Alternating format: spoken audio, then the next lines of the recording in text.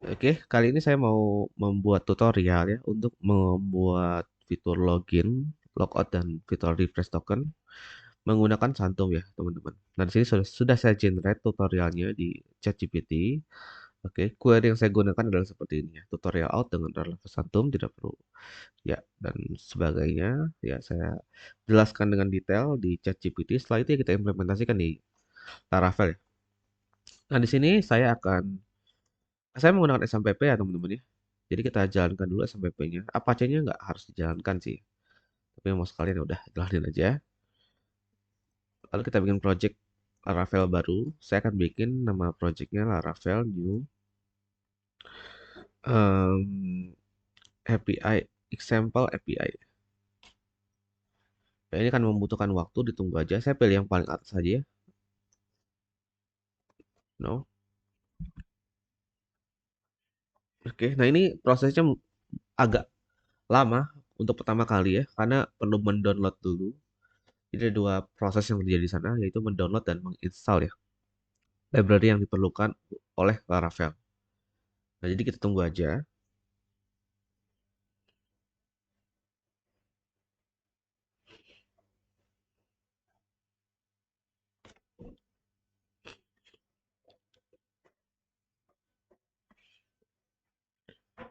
Saya juga kan membuat database ya.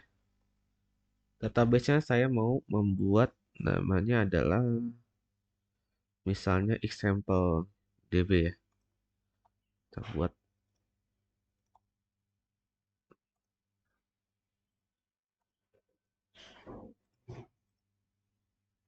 ya atau saya pakai konsol aja kalau lama.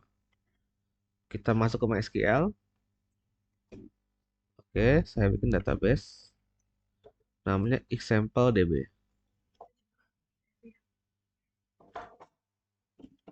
Nah, seperti ini nama database adalah example DB. Oke. Setelah itu kita balik ke Laravel. Nah, ini sudah beres ya projectnya. Kita buka teman-teman.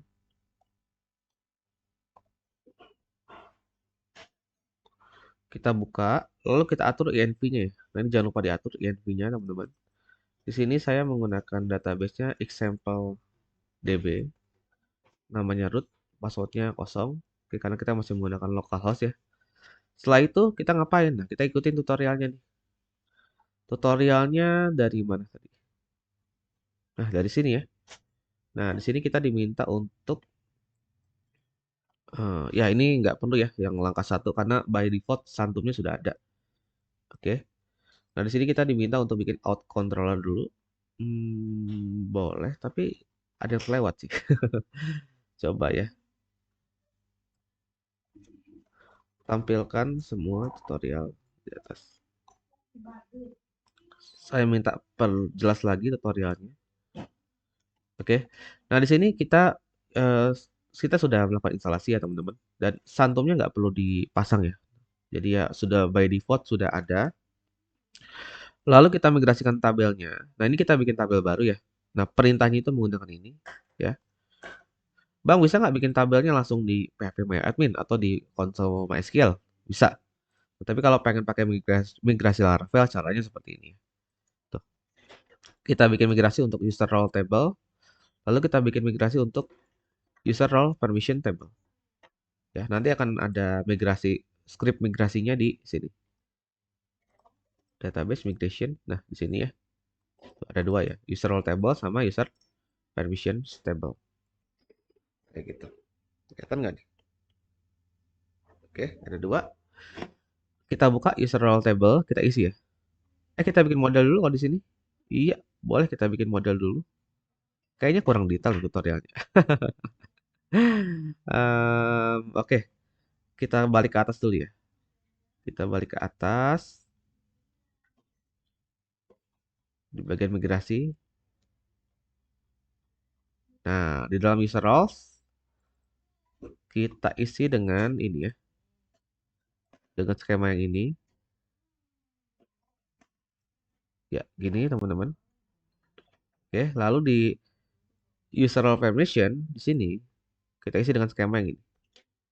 Ya, jadi kita tambahin tabel baru, ada user role sama user role permission.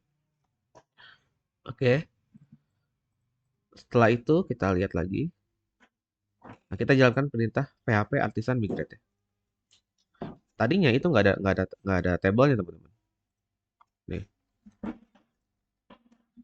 tadinya nggak ada tabelnya ya. Tuh, saya jalankan php artisan migrate, dia akan membuat tabel database kita. Ya, ada user, user roles dan sebagainya. Nah, ini kalau migration ya untuk keperluan Laravel aja sih. Ya, tuh. Oke, sudah jadi si tabelnya sudah kita migrasikan. Sekarang kita bikin modelnya. Nah, untuk bikin model bisa pakai konsol juga. Kita menggunakan konsol saja. Oke, saya bikin yang user role permission juga.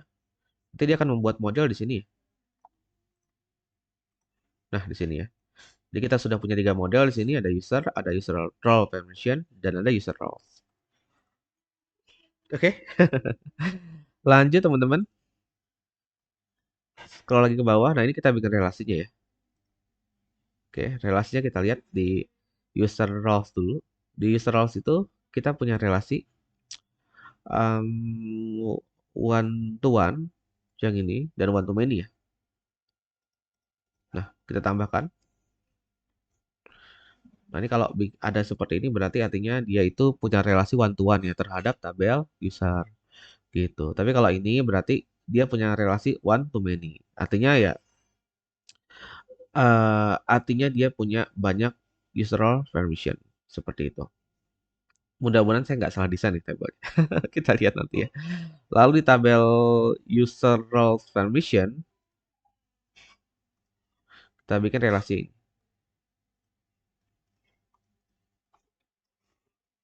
Sebenarnya sih opsional ya. Bisa aja sebenarnya bikin tanpa mendefinisikan relasinya di sini. Bisa aja sebenarnya. Tapi ya lebih baik didefinisikan saja supaya nanti kalau teman-teman mau bikin query dengan ORM itu bakal lebih mudah. Gitu. Nah, di user juga ya. Di user juga kita update ya, kita tambahin relasi. User ini akan memiliki relasi one to many ya. Jadi satu user bisa memiliki banyak roles ya. Nah, gitu. Tapi kalau teman-teman misalnya satu user cuma bisa satu role doang ya, nggak usah bikin seperti ini. Bikin aja langsung di sini di dalam tabel usernya itu ada semacam user role ID ya. Gitu. Jadi tidak tidak perlu bikin tabel lagi nih kayak gini. Kalau ini sih idenya satu user bisa punya banyak role. Oke, dan tiap role itu bisa punya banyak permission. Kayak gitu. Oke, nice. Santumnya kayaknya sih nggak perlu di setup lagi ya. Coba kita lihat ya. Perlu nggak nih saya setup? Ya, by default sudah ada nih seharusnya. Oh nggak ya? Ini ternyata nonaktif nih. Oke, jadi teman-teman buka file kernel.php di app http kernel.php. Yang di bagian sini itu di uncomment. Nah, di uncomment untuk mengaktifkan Laravel Santum. Jangan lupa teman-teman. Oke. Setelah itu, nah, cara kerja Santum ini gampang ya. Jadi kalau teman-teman pengen proteksi routingnya, rootnya, tinggal ditambahin middleware, diisi dengan out.2 Santum. Selesai. Jadi cara proteksinya mudah sekali, teman-teman. Oke, kita coba ya. Kita coba. Saya bikin, kita buka roots di API aja ya. Nah, di API, saya bikin root get misalnya produk ya. Produk misalnya. Nah, kayak gini, saya return. Nah, misalnya kayak gini ya. Saya return gunakan filter 12. Oke, save. Ketika kita akses di Thunder Client,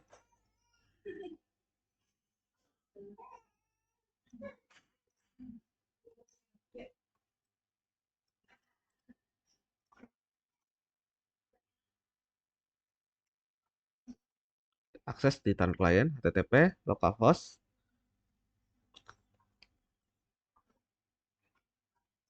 Oh, belum di serve ya. Kita serve dulu. PHP artisan serve.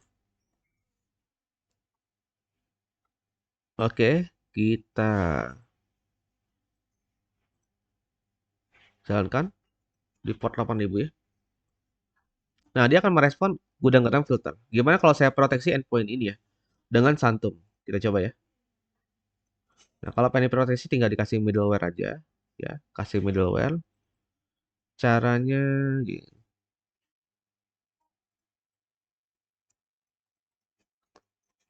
Kita masukin yang ini rutenya di dalam sini ya. Jadi kalau pengen nggak diproteksi ya taruh di luar aja. Tapi kalau pengen diproteksi, masukkan ke dalam sini. Tuh, saya bikin produk sini. Kita salah salah edit ya. Ini bukan di sini. Kita bikin di sini ya, di api.php. Nah, di sini.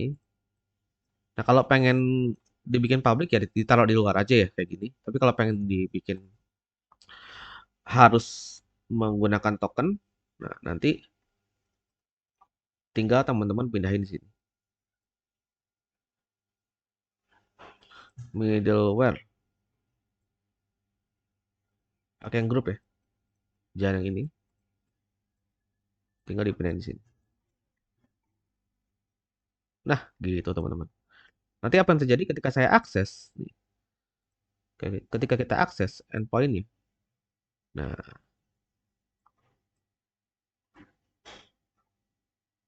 kenapa ini? Login is not defined. Nah, ini kalau misalnya ya kita belum ini ya, belum login ya. Nah, kita akan mendapatkan respon seperti ini, teman-teman. Gitu. Jadi harus login dulu. Nah, gimana cara loginnya? Nah, cara loginnya kita bikin controllernya.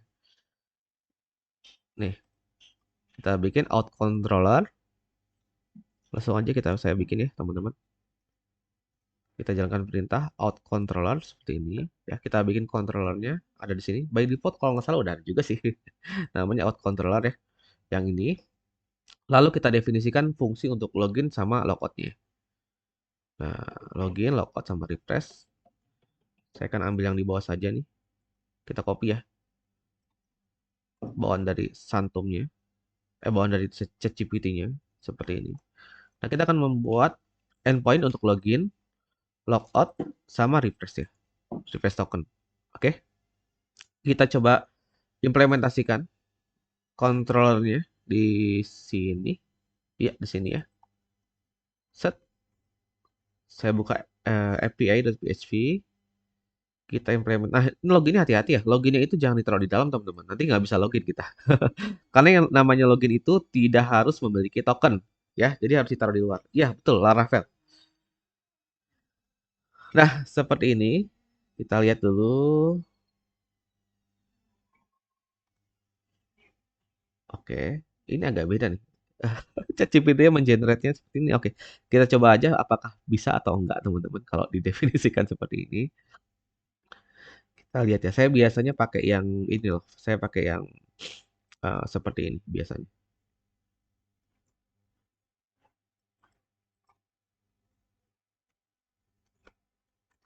Nah, yang bisa saya gunakan seperti ini ya. Kelas, lalu saya sebutkan metodenya. Misalnya logout. Nah, kayak gitu. Tapi kita coba aja.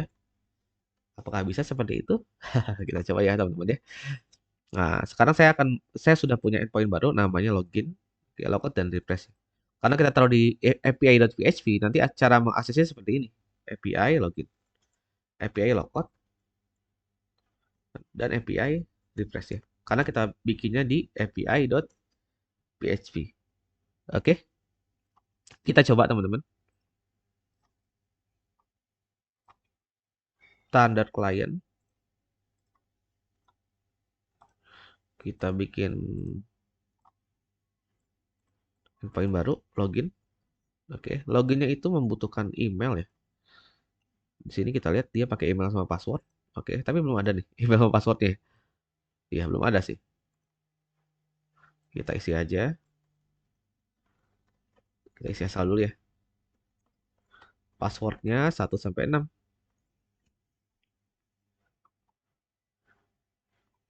Out controller doesn't exist. Nah, ini kita import dulu ya.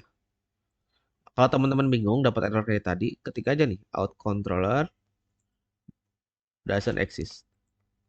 Nanti ChatGPT-nya bakal kasih tahu cara memperbaikinya kayak gimana ya. Tuh, tinggal pakai use salah. Tinggal pakai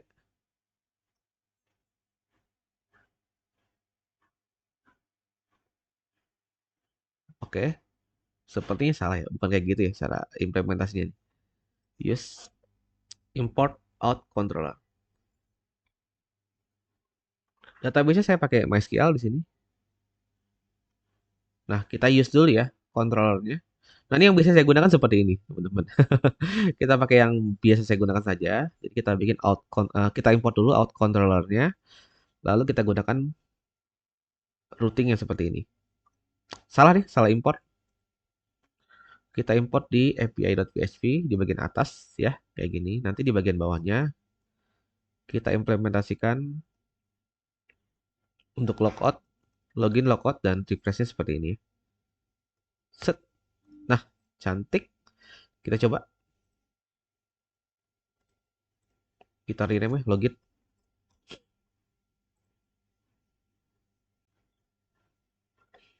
Out not found. Oke. Nah ini ada yang kurang ya. Ada yang kurang. Out not found. Kita lihat lagi ke atas. Jangan panik. Itu biasanya karena kurang import aja sih ya. Tuh. Kita lupa nambahin ya. Mau sekalian ya udah kita tambahin aja. API.php. Nah, itu kelupaan nambahin importnya ya, teman-teman ya. Jangan panik kalau dapat error seperti itu. Kita cuma lupa import doang ya. Kita masuk lagi ke standard client, kita tes untuk login. Not found juga, masih not found. Why?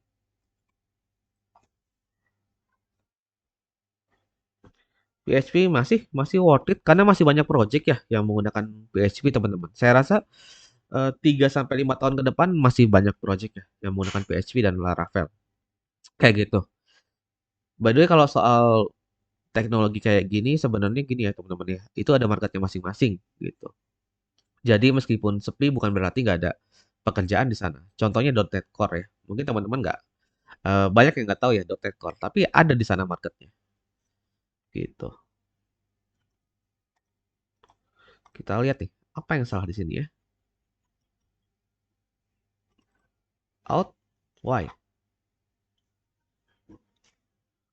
Out. Kita lihat di sini, out.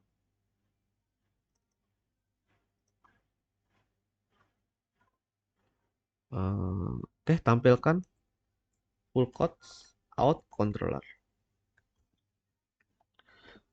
Ya, sangat membantu ya. Setidaknya kita bisa belajar lebih cepat dan mengatasi error lebih cepat. Gitu. Oh, di sini belum diimport ya. Di out controller belum kita import ya, teman-teman. Ada sedikit kesalahan, kita lupa nih mengimport yang outnya sini di dalam controller. Oke, kita implementasi, kita tampilkan. Berarti di api.php ini nggak perlu nih, salah nih. Ini nggak perlu ya. Cuman mengimport si out controllernya aja. Kita buka lagi tunnel client.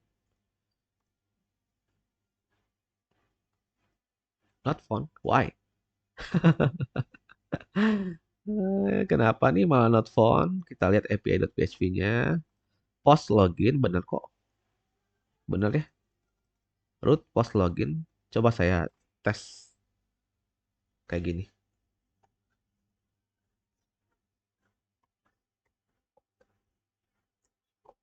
Nah, saya return oke aja deh.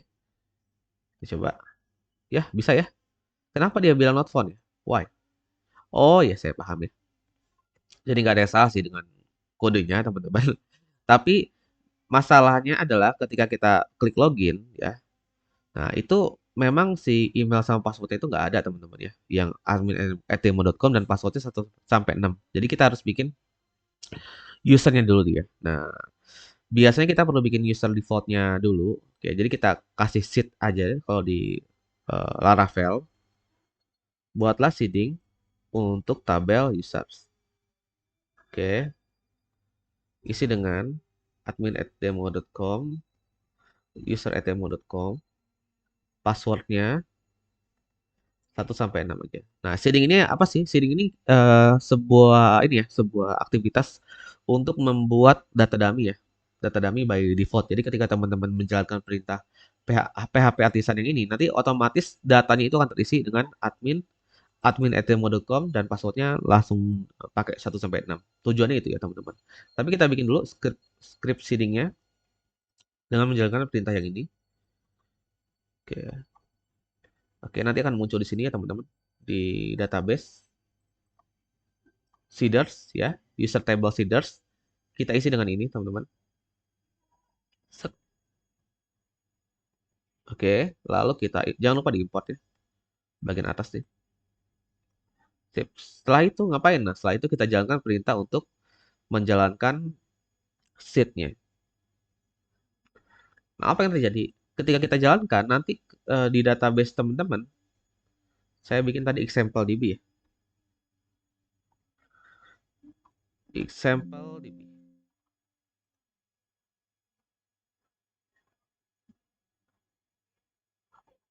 Nanti dia akan mengenerate user ya untuk teman-teman tuh. Ada admin@demo.com dan user@demo.com.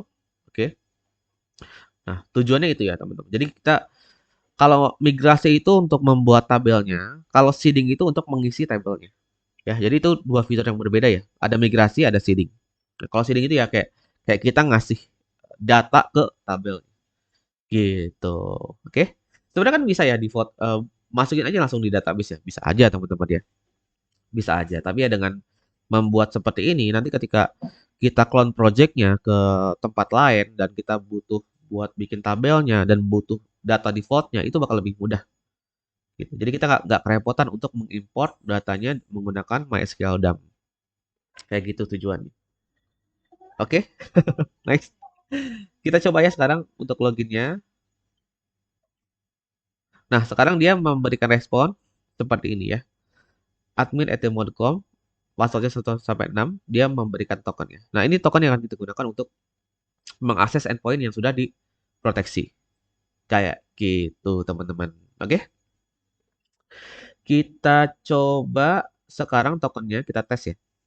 Nah, kita copy tokennya. Nah, saya pengen mengakses produk, tapi kan nggak bisa ya di sini ya. Karena kita harus mengisi bagian hiddennya. Loh, kenapa nih? Nah, di hidden ini teman-teman tambahin authorization barrier, masukin tokennya. Sarah, Sarah, salah. Authorization not found. Why? Oke, coba kita lihat ya. Saya sudah punya token. Contoh implementasinya dengan wow, belum pernah. Nah, di sini cara mengaksesnya kita bikin authorization udah benar sih ya. Barrier kita masukkan tokennya. Ya, sudah benar sih ya. Kalau saya lihat ya teman-teman ya. Authorization ya hiddennya barrier lalu masukkan tokennya. Sudah benar sih kalau saya lihat ya. Kenapa nih nggak mau? Kita lihat API.php-nya dulu. Kita troubleshoot dulu teman-teman. Middleware. Oh, kita hapus ya. Kita hapus. Kita hapus endpoint products-nya, makanya dia nggak muncul. Saya tampilkan aja di sini. Kenapa ini? Kita lihat ya.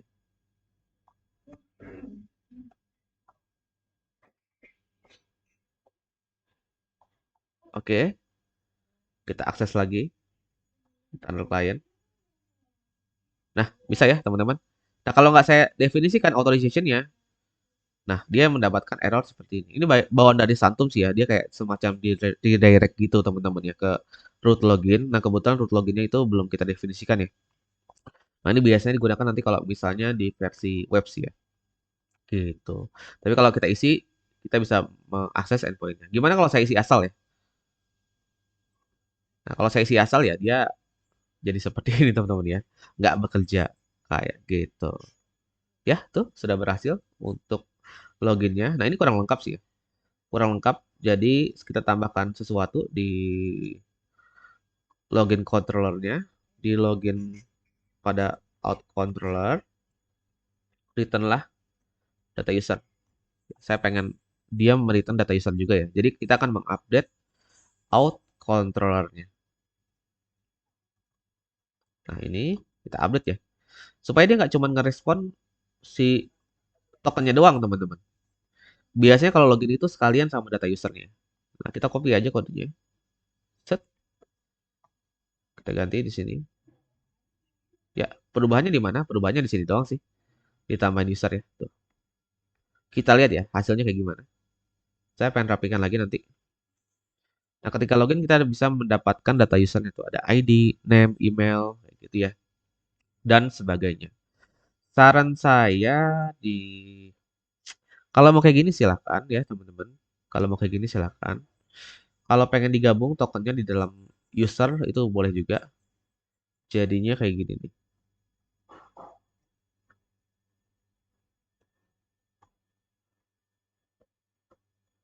Token sama dengan token. Nah, kalau ini saya gabung ya di dalam associative array user. Dan saya pengen bikin ini pakai data aja supaya lebih standar, teman-teman. Nah, hasilnya kayak gimana? Hasilnya kayak gini. Tuh ya. Jadi kita taruh di dalam data, ada ID, name, email, dan ada tokennya. Tuh ya. Tiap kali login ya tokennya bakal berubah-berubah, teman-teman ya. Tiap kali login bakal berubah. Nah, kita perlu fitur satu lagi untuk logout ya. Logout ini nanti cara kerjanya untuk membuat token yang sudah kita buat itu jadi ini ya, jadi tidak bisa digunakan lagi teman-teman. Jadi menghapus tokennya lah ya, kayak gitu. Oke, nah cara kerjanya gampang. Kita kita pertama-tama login dulu yang jelas ya. Kita login dulu. Kita ambil tokennya. Oke. Lalu di endpoint logout, bodinya nggak perlu diisi ya. Ya. Di bagian header kita isi authorization. Kita masukkan barrier dan masukkan tokennya. Nah, ketika kita logout, nanti tokennya nggak bisa digunakan lagi ya teman-teman. Kita coba ya. Saya ambil tokennya, lalu saya gunakan di endpoint products kayak gini. Ya, dia bisa digunakan ya. Tuh, masih bisa digunakan. Tapi kalau saya logout, sudah di logout, nanti tokennya nggak bisa digunakan lagi. Nah, gitu teman-teman. Oke, kurang lebih seperti itu ya cara kerjanya ya. Jadi kita bisa melogout tokennya. Untuk merefresh tokennya, kita bikin lagi satu endpoint namanya refresh ya.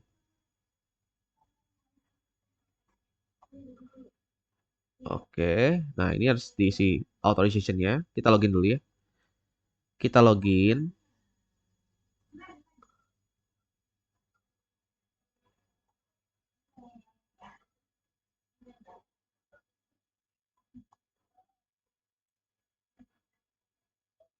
Oke. Nah, kalau refresh token itu tujuannya kayak gini, teman-teman. Jadi kita pengen dapat token lagi, tapi kita bikin request untuk mendapatkan token itu ya. Jadi ceritanya itu token kita tuh udah nggak bisa dipakai lagi. Nah, kita bisa refresh tuh tokennya. Caranya kayak gini. Jadi kita login dulu. Oke. Nah, token lama kita itu kita tempel di sini di authorization. Set. Nah, nanti dia akan memberikan token baru untuk kita. Kayak gitu. Oke. Bedanya apa sama login? Bedanya kalau refresh itu kita cukup mendefinisikan token lama kita di sini. Tapi kalau login kita harus mendefinisikan email dan passwordnya lagi. Kayak gitu, teman-teman. Ya. Dan secara performa ya yang refresh ini bakal lebih baik ya. Karena ya kalau login ini kan kita nanti akan membuat semacam query ke database. Nah, kalau ini enggak ya.